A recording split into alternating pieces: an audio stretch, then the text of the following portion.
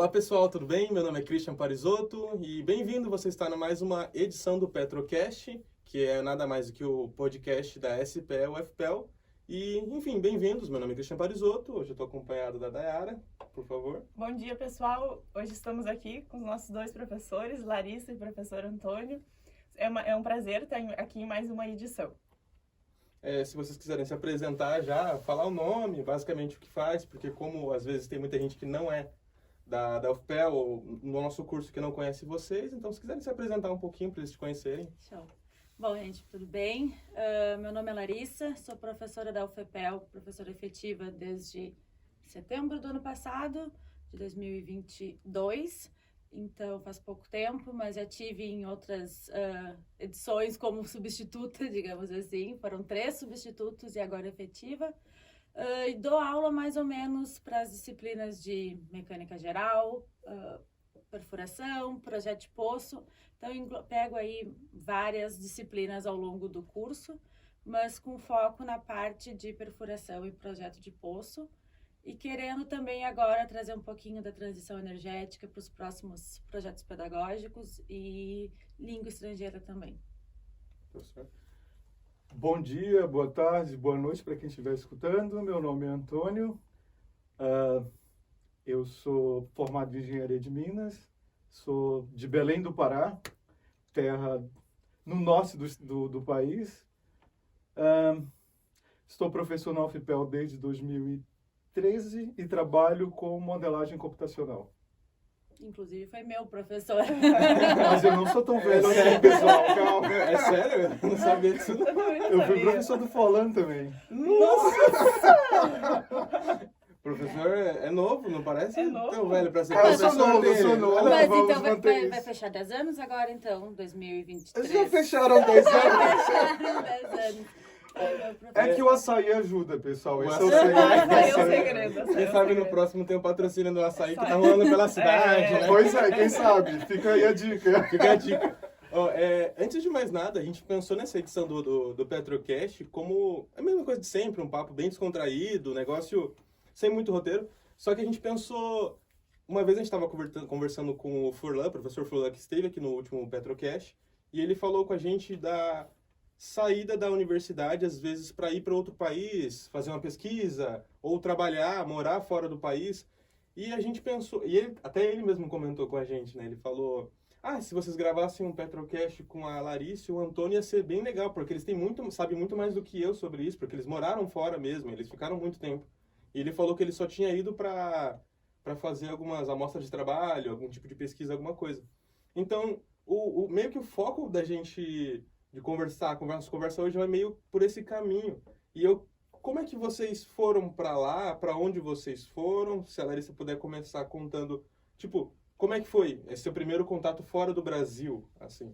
Tá. Meu primeiro contato fora do Brasil foi ainda no ensino médio, né? Aí eu fiz aqueles intercâmbios culturais que o pessoal vai e estuda no ensino médio mesmo. Ficava numa casa, uma família hospedeira e tal. Eu fui para África do Sul. O objetivo era aprender inglês, mas também queria um lugar mais exótico, não queria nada muito banal. Isso foi em 2007.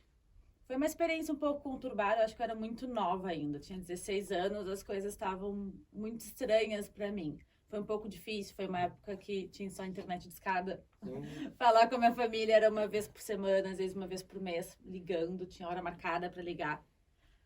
Mas aquilo modificou bastante, assim, eu acho que a minha personalidade, até questões de caráter, assim, quando a gente começa a valorizar mais, para mim foi muito difícil a primeira ida. Valorizar mais famílias, amigos, o que a gente tem aqui de bom. Mas ficou uma vontade de ter uma experiência nova um pouco diferente. E aí, em 2012, eu fui para Portugal, quando eu estava aqui na UFPEL, na Engenharia de Petróleo, numa bolsa que ainda existe, que é a Bolsa Santander Luso Brasileira. Então, eu não tinha muita opção de escolha, tinha que ser Portugal, mas me agradava também bastante. E aí, cometi alguns erros que depois eu conto, e algumas dicas que não. Depois eu aprendi. Mas foi uma experiência só de 6 meses, foi um semestre letivo, na verdade.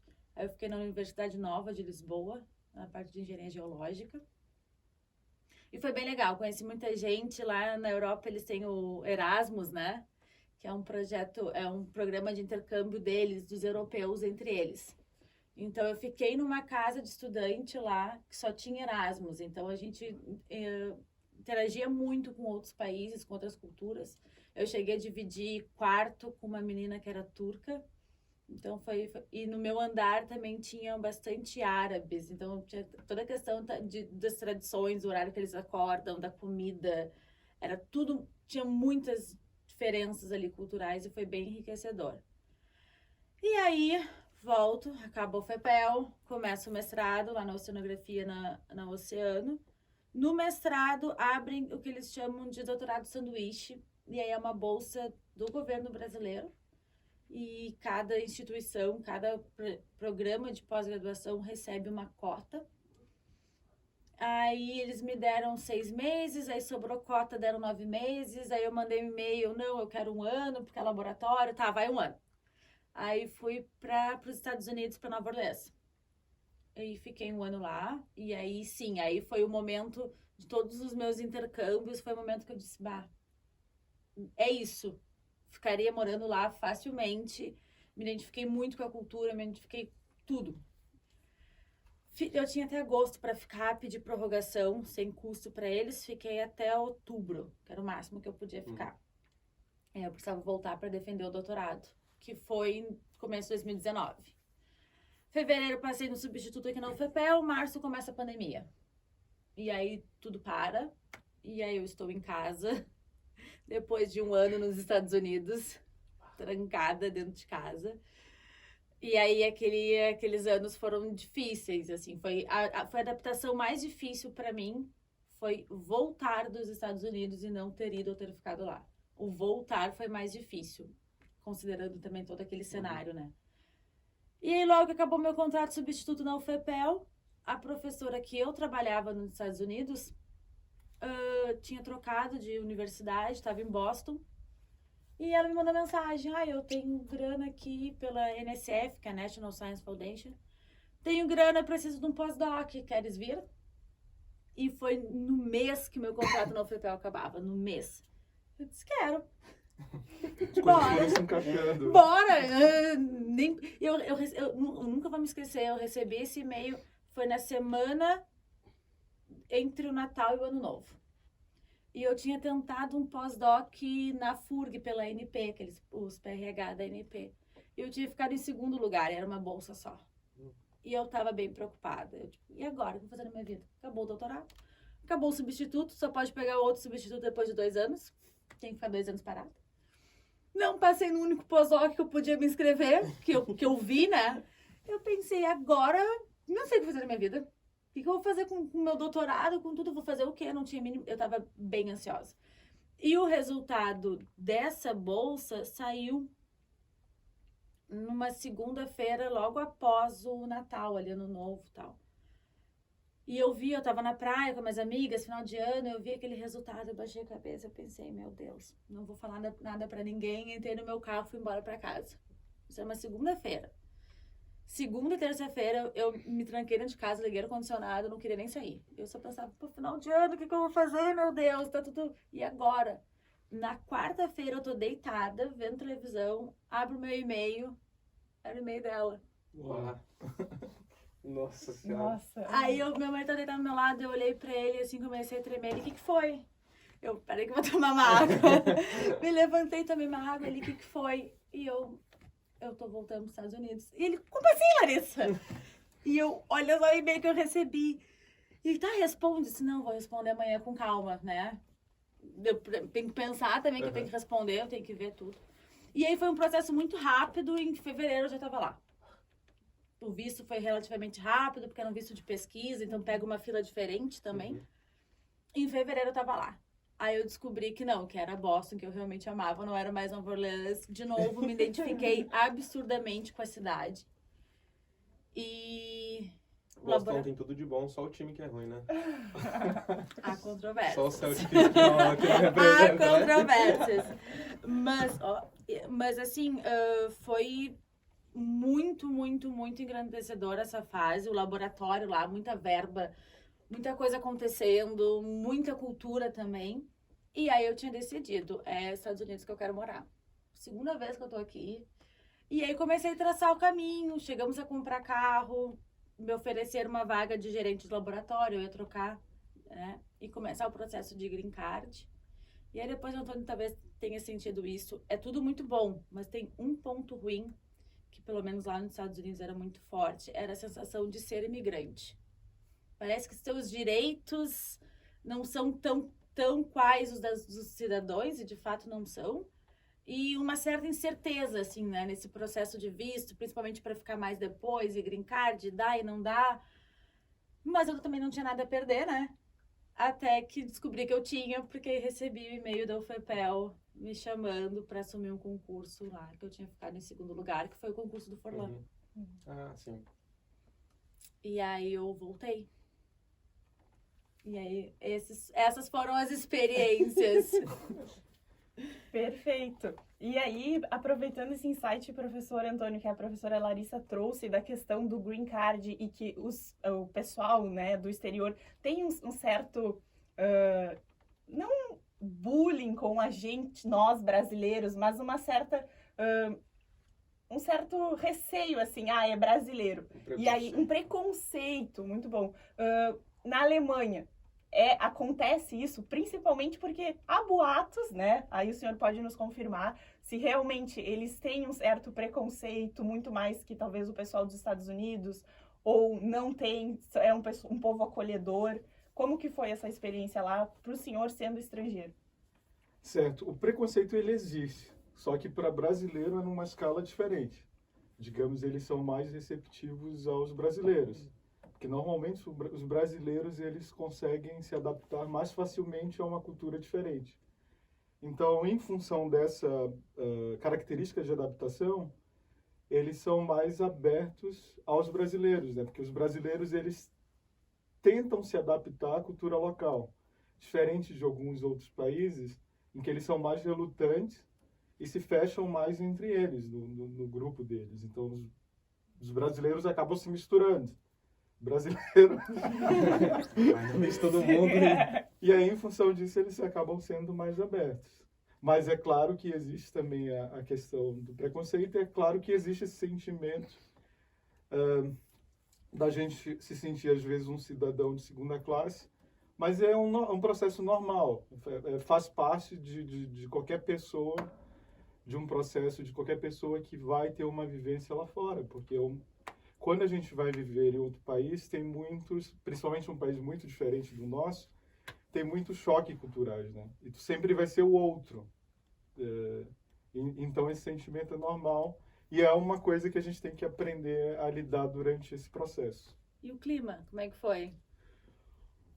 O clima, por incrível que pareça, para mim foi tranquilo, porque lá é tudo muito bem, tem uma infraestrutura muito boa, é muito preparado para o frio. Aqui em Pelotas, por exemplo, no inverno eu sinto mais frio. Eu sinto mais frio aqui, como eu não sou de Pelotas, como eu disse, que eu sou do Pará, então lá é quente o ano todo, tem 2 estações, verão e inverno. Mas aqui em Pelotas, em função do frio, eu sinto mais frio aqui do que eu senti na Alemanha. Porque na Alemanha toda a casa é construída, os prédios são construídos, tem toda uma infraestrutura para o frio. Então tu tá dentro de casa, tu tá de bermuda, tá de camiseta, como se fosse um dia normal. E aí tu vai para o bus, ou tu pega o trem também, é tudo aquecido, vai para a estação, aquecida, então é bem tranquilo isso. O problema da Alemanha é no verão. Não é no inverno, porque eles não têm ar-condicionados na sala. Então, por exemplo, a sala que eu ficava eu dividia com umas 3 pessoas. Então, uma sala termicamente preparada para manter o calor lá dentro, num verão Que o calor já tá... de 40 graus torrando, e todo mundo com vários computadores na sala e todo mundo ali dentro. E sem ar-condicionado, sem ventilador. Daí vocês imaginam. É até interessante, porque eu também não sou daqui do Sul, eu sou de São Paulo, né? E lá, quando eu vim pra cá, eu também senti essa diferença de clima, por conta que eu nunca tinha visto o ar-condicionado quente. Nunca. E é até engraçado, porque às vezes a gente tá na sala de aula, tá aquele frio do caramba, e as pessoas falam assim, liga o ar-condicionado. E eu já penso assim, pô, vai ligar o ar-condicionado, tá mó frio.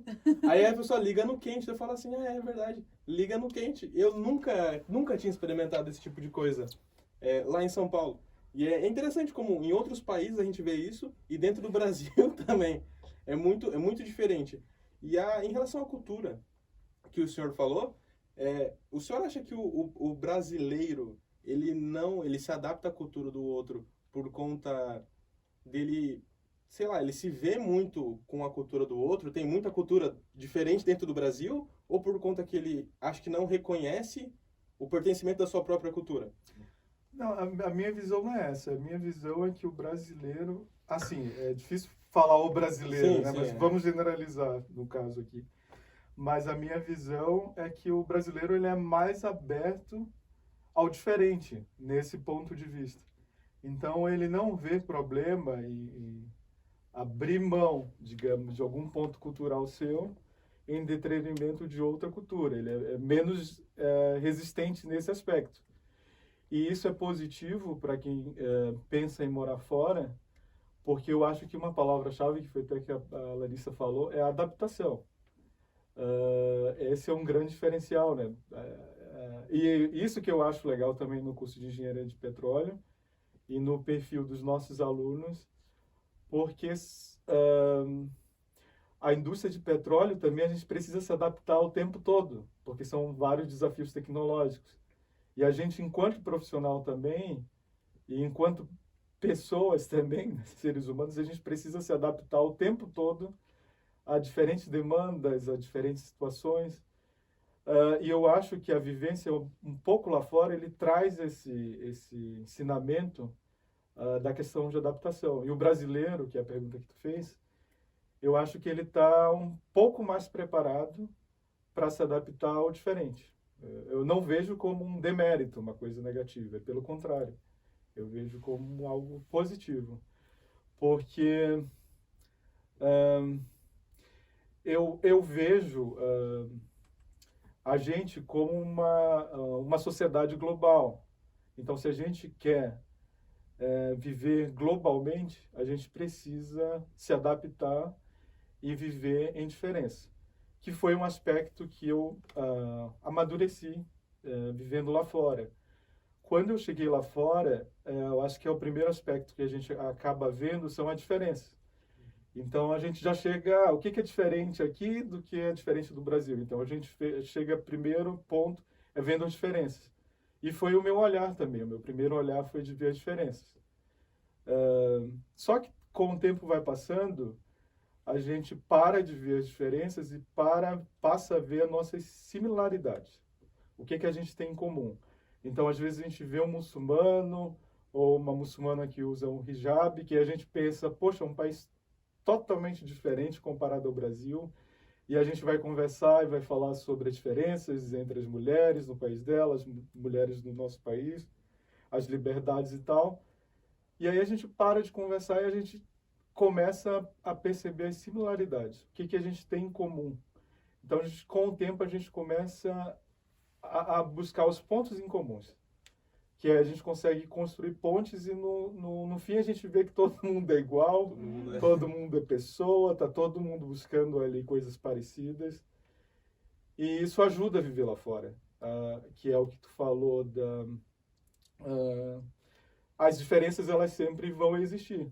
Só que a gente acaba buscando esses pontos em comum, independente de onde a gente esteja, e eu acho que a formação do curso de Engenharia de Petróleo é global, pelo menos eu tento sempre passar isso para os alunos. Acho que um ponto que a gente deve ver é essa questão das similaridades. O que a gente tem em comum com os outros, para poder se conectar e se ligar com o outro. Perfeito, professor. Belíssimas palavras. Agora, trazendo um pouco mais para o contexto vida no exterior. O que foi para vocês um diferencial, assim, ou um momento que mais impactou, algo que realmente impactou vocês e vocês pararam assim e pensaram, nossa, realmente é diferente do Brasil? Nossa, eu acho que, claro, fica mais marcante para mim a última experiência, porque é a mais recente, né? Mas eu percebi que num momento eu não procurava mais. Tinha em Boston especificamente tem muito mercado de brasileiro, tem muito restaurante brasileiro. A gente podia pedir no iFood, tipo restaurante brasileiro, churrasco, feijão, guaraná.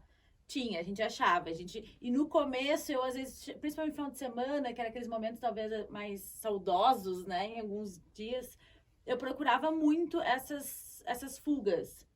E também descobri que tinha muito brasileiro em Boston. Tem uma cidade do lado de Boston que tu caminha na rua, tu escuta português. É sério, é sério.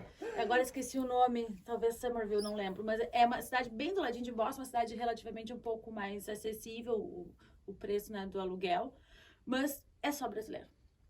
E era muito... E assim, às vezes eu caminhava na rua e escutava, principalmente a galera que trabalha na construção, porque muitos brasileiros vão para os Estados Unidos especificamente por essa questão, né?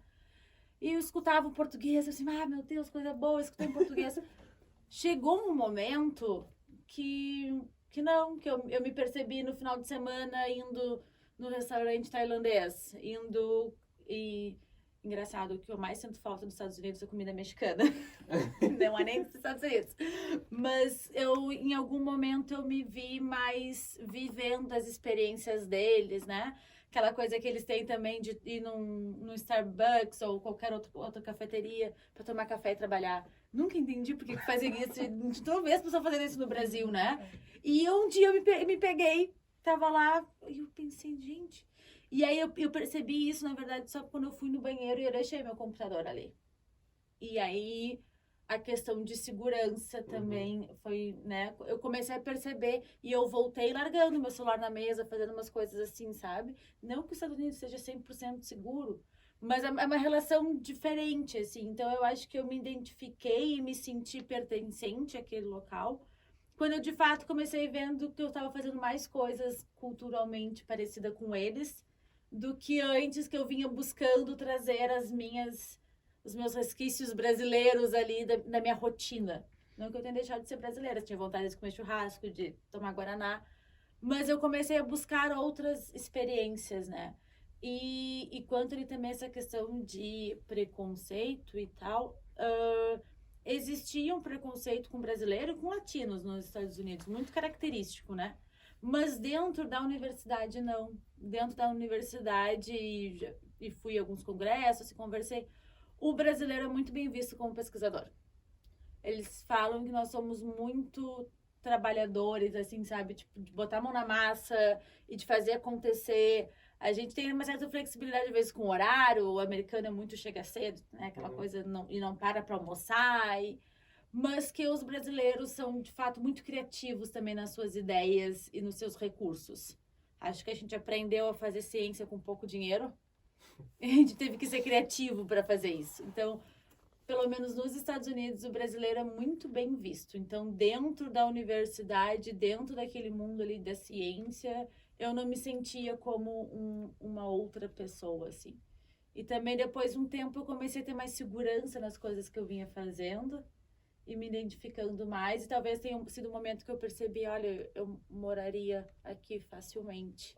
Mas não peguei neve, porque eu cheguei em fevereiro, voltei em outubro. Não sei se essas minhas relações com a cidade teriam sido outras, porque lá, pelo menos, as nevascas às vezes são muito fortes, né? Então, meus colegas me contavam de coisas, às vezes fica uma semana sem conseguir sair de casa. Nossa. E o carro congelar, aí a neve é tu que tem que tirar. Se tu não tirar a neve, tu paga multa. Uau. É tu que tem que tirar a neve da frente da tua casa. Tirando, né? Imagina, olha o meu tamanho, eu não consigo pegar a pá da neve direito, gente, pelo amor de Deus. Imagina caminhando desse tamanhozinho, afunda. A perna inteira afunda na neve, não tem condições, gente. Eu não peguei a neve, eu não sei se as minhas relações com a cidade teriam mudado, assim, mas... E também, hoje em dia, voltando, eu tenho ainda contato com algumas pessoas de lá, e aí a gente percebe que alguns laços são maiores, e quando a gente cria esses laços mais fortes, acho que de fato aí foi que a gente viveu a experiência plenamente, né? Acho que nesse sentido de fato foi o que mais marcante para mim, ver como a minha rotina mudou. E eu comecei a buscar as coisas deles e não as coisas que eu tinha aqui antes. O que a Larissa falou é bem interessante, porque a experiência também de morar fora, ela traz um pouco disso, né? A gente passa a ressignificar as palavras, o conceito. Por exemplo, o que significa amizade? Amizade está presente, sei lá, ir para o aniversário presencialmente. A gente tem que ressignificar isso, porque, por exemplo, a gente tem amigos que estão em outros países, estão lá fora, só que mesmo a gente não estando presente ali o tempo todo, a gente continua amigos. Então a gente passa a ampliar esses conceitos de amizade. E isso funciona para tudo, né? Essa ressignificação de várias coisas que a gente tem. Antes, por exemplo, quer ter raízes com a sua cultura local. Tu morando lá fora, tu vai ter que ressignificar isso. Porque tu tem que preservar tuas raízes, ou o que tu considera ser tuas raízes, com essa vivência lá fora. Então, aí tu vai ressignificando o tempo todo. Isso é um exercício que a gente vai fazendo. O chimarrão é um exemplo disso. Nossa, eu tinha meu chimarrão na minha mesa e às vezes as pessoas passavam e ficavam me olhando assim, o que é isso? O que é isso? Mas aí esse era o momento que eu gostava da atenção, eu explicava, não, é um chá e tal. E eles ficavam me olhando, e às vezes a gente caminhava na rua, assim, com chimarrão, as pessoas ficavam olhando. Aí do nada tu olhava um gaúcho, olha ele com o chimarrão também. E ainda tinha esse contato, a gente busca às vezes também. Eu gostava dessa identificação também, às vezes, eu mostrar coisas nossas, sabe? Tipo, tomava meu chimarrão ali, eu gostava disso. Ou seja, tu te abre ao novo, te abre ao outro, mas tu tá ali com alguma essência, com algo que é teu. Então é um processo também de morar fora de autoconhecimento, né? Tu tá conhecendo o outro e tu tá te conhecendo o tempo todo também. Então funciona assim como se fosse um espelho para te autoconhecimento. Então essa experiência lá fora também ela traz um pouco disso, desse autoconhecimento. E professor, alemão teve que aprender ou não foi necessário? Porque eu imagino que deve ser um pouquinho complicado. Então, eu tive que aprender, porque embora a Alemanha seja um país que a maioria da população fale inglês, principalmente numa cidade grande, que é a cidade onde eu morei numa cidade considerada grande para a Alemanha, que é Stuttgart. Só que, por exemplo, toda a parte burocrática, incluindo na universidade, mesmo a universidade sendo uma universidade internacional, as universidades na Alemanha todas são universidades públicas. Então, a maioria dos funcionários, eles falam alemão só. E todos os departamentos... Então, a Alemanha é um país extremamente burocrático. Se tem uma palavra que define a Alemanha, é burocracia. E a palavra burocracia, a origem dela é alemã, para começar. Faz sentido. Então, o que acontece? Toda essa parte burocrática, ela é resolvida somente em alemão. E por mais que tu tente chegar falando em inglês, eles não te atendem. Então, tu tem que pelo menos tentar. Por mais que seja um alemão ruim, mas tu tem que tentar, porque quando tu tenta falar alemão, eles já mudam completamente a relação que eles vão ter na hora de te atender. É mais ou menos assim. Na cabeça deles se eu sou estrangeiro e eu fui para o país deles, então não é eles que tem que se esforçar para tentar falar o idioma. Não, tu foi para lá porque tu quis. Ele está fazendo o trabalho dele, então é tu que tem que gastar essa energia ou fazer o esforço para tentar se comunicar com ele. Então, nessa parte burocrática, então eu tive que acabar aprendendo forçadamente o alemão, embora eu considere que meu alemão não seja tão bom, mas eu acho que só nascendo de novo para ter um alemão bom, de fato. Na Alemanha. Na Alemanha, perfeito. Meu Deus do céu. Mas eu consigo me virar, né? No dia a dia eu consigo me virar. E também para alugar, por exemplo, apartamento, normalmente os locatários são os donos, no caso dos apartamentos. Eles são alemães e são pessoas mais velhas. Normalmente eles falam só alemão. Daí também tu tem que tentar conversar em alemão. Os contratos são todos em alemães. E tu é obrigado a saber o que tá tendo que tem no contrato. Se tu não souber, eles não deixam nem tu assinar o contrato. Então tu tem que se virar, né? E a vivência no exterior, ela te traz um pouco disso, de tu ter que se virar, os problemas aparecem, Tu não vai ter ajuda, assim, normalmente ninguém vai te ajudar. E tu vai ter que se virar sozinho ali com o que tu tem e resolver o problema. E se comunicar. Acho que o aprendizado que fica, que é o que eu tento sempre falar com os alunos, e a Larissa deve saber mais até do que eu, que é se comunicar. O importante não é tu ser fluente, o importante não é tu ter uma pronúncia perfeita. O importante no final é tu estabelecer uma conexão com a pessoa e conseguir comunicar e passar a ideia que tu quer. Agora, se foi fluente, não foi fluente, todo mundo sabe que tu não é dali, daquele local. E ponto, se tu comunicou, atingiu o teu objetivo que tu queria, tá feito, tá resolvido, é o que vale e segue pra frente. Mas eu tenho uma dica muito importante que eu ia falar lá de Portugal. Se alguém estiver pensando em fazer o intercâmbio, olhe bem onde é o campus da sua universidade, tá? Eu escolhi para Portugal, eu escolhi para Lisboa. Lisboa, capital, lindo, maravilhoso. Procurei a Universidade Nova de Lisboa, lindo. Peguei uma casa, um dormitório do lado da Faculdade Nova de Lisboa. Perfeito, caminho, show. Super empolgada, tá? Só que eu acho que eu fiz as coisas meio, eu tava na faculdade, eu fiz as coisas meio, eu não tava pensando no que eu tava fazendo. A Universidade Nova de Lisboa, o centro de engenharia deles é na Costa da Caparica. Ouviu falar de Costa da Caparica? Imagina. Não, ninguém ouviu falar da Costa da Caparica. Tá. E aí eu cheguei do aeroporto, peguei um táxi, mostrei o endereço pro cara. Costa da E ele assim, Caparica. na Costa da Caparica. E eu disse, não, Lisboa. E ele, não, Costa da Caparica. E eu, ai meu Deus do céu.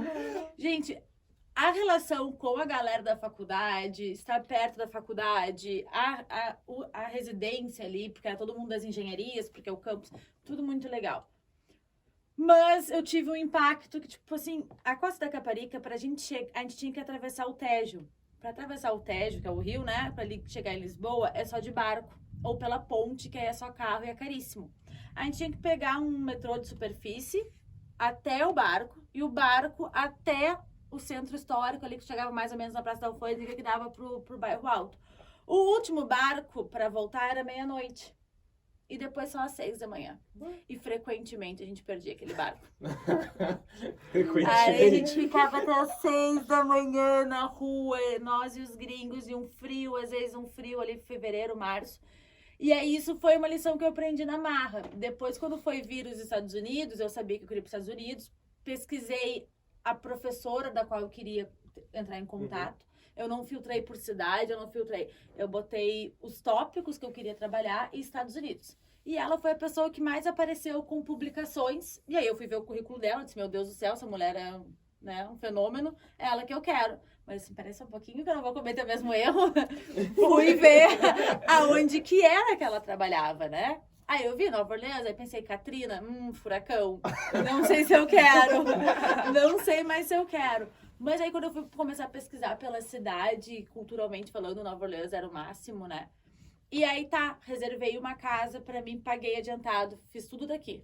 Outro erro, hoje em dia com Airbnb, eu pegaria o primeiro mês de Airbnb, por mais caro que seja, pra tu conseguir entender a dinâmica da cidade e aonde tu gostaria de morar. Porque eu peguei um contrato ali de 6 meses. De fato, a casa era legal, era pequenininha, era um estúdio, valia a pena, era relativamente perto da universidade. Mas se eu tivesse escolhido, talvez eu não teria escolhido morar ali. Então, das coisas que eu aprendi foi, pesquisem bem aonde é a universidade e o campus de fato. Claro que a escolha geralmente deve ser principalmente pelo mérito daquela instituição, pelo departamento que tu vai trabalhar e pelo professor que tu vai trabalhar. Mas a gente precisa conciliar as duas coisas, senão fica até difícil da adaptação, né? Tu tem que escolher se vai fazer um período de 6 meses só, tu prefere no verão ou no inverno, né? Um período de 1 ano tu não consegue escolher.